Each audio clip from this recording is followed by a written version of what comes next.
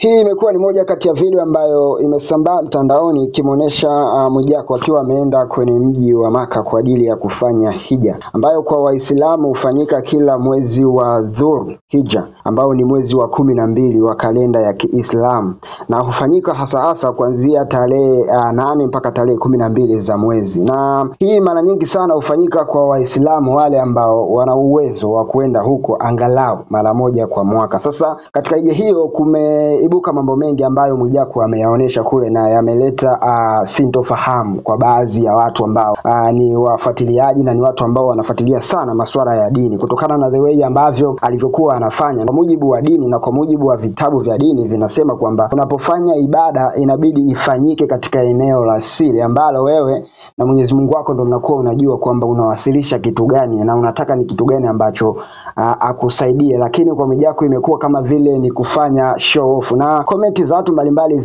zimeonesha hiko na zimeonesha kwamba hawajapendezwa na kile ambacho Mwijaku amekifanya. Na katika hiyo video imemuonesha Mwijaku akiwa anaomba, na kati ya maombi yake ambayo aliyaomba ndio yamekuja kuleta sintofahamu kwa watu wengi ambao wameifuatilia hiyo video. Na moja kati ya hivyo ni the way ambavyo amesema na the way ambavyo amewakilisha ujumbe wake katika jengo hilo ambalo linaitwa Kaaba.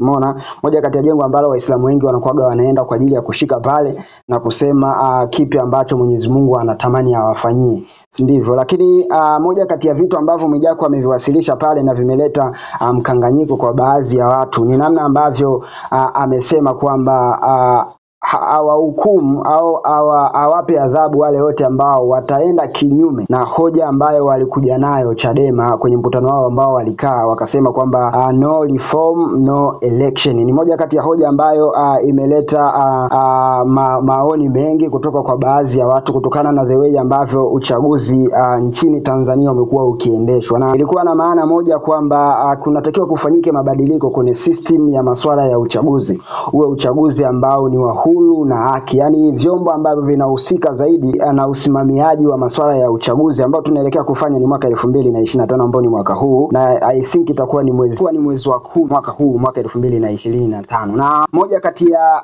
kitu ambacho watu wamekuja kucomment, kukipitia kwenye comment mbalimbali kwenye ile video ambayo Mwijaku ameiposti, watu wamesema kwamba kutokana na kile ambacho Mwijaku amekisema kwamba wale wote ambao wataenda kinyume na hoja ya no reform no election basi waadhibiwe. Watu ndo wameenda na hiyo hoja kwamba hata wale ambao wako kinyume na hiyo inawezekana wakawa wanamaanisha wale wa chama kingine pinzani ambao hatutaki kuwasema, kwamba wakienda kinyume na hiyo hoja basi waadhibiwe. Lakini kingine kilichokuja kuweka msisitizo ni the way ambavyo Mwijaku amekuwa amewasilisha yale maombi yake.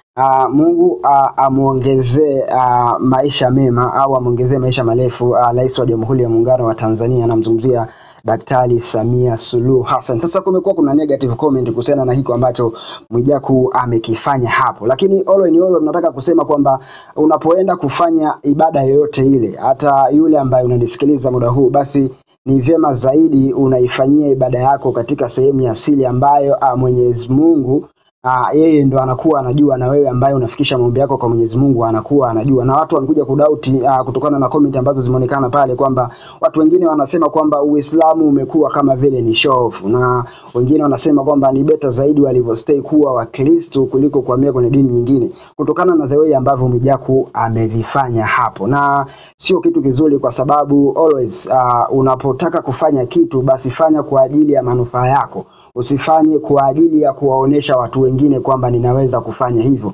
Na kuna watu wengi ambao wanatamani kufika pale ambapo Mwijaku amefika, na kwa mujibu wa dini ya Kiislamu kwamba ni wale ambao wana uwezo, ambao at least ukifanya hata kwa mwaka mmoja basi inakuwa ni vizuri zaidi. Sasa kuna baadhi ya watu ambao hawana uwezo, wanatamani kufanya kama kile ambacho Mwijaku amekifanya, sasa wanakuwa hawana hiyo opportunity ya kwenda kufanya hiko. Sasa Mwijaku anachofanya hivi, inawezekana kwa baadhi ya Waislamu wakapokea katika positively way, wengine wakapokea katika negative way. Hiyo inategemeana na perception ya mtu kutokana na kile ambacho amekifanya. So wewe una ujumbe gani kuhusiana na hii video ambayo imesambaa mtandaoni kimuonesha Mwijaku akiwa katika eneo katika mji wa Maka kwenye jengo la Kaaba, ambapo ndo mahali ambapo Waislamu wengi wanakuwa wanaenda, na kuonesha hiyo video akiwa anafanya hayo maombezi yake? Acha ujumbe wako kwenye ukurasa wetu wa Instagram, tunatumia kama Mbayo TV, na kama hujasubscribe channel yetu ya Mbayo TV on YouTube, basi make sure unafanya hivyo ili wao kwanza kupata habari na notification ambazo sisi tunakuwa tunaweka huko. Lakini usisahau kumfollow Mr. Info JBZ kwenye ukurasa wake wa Instagram,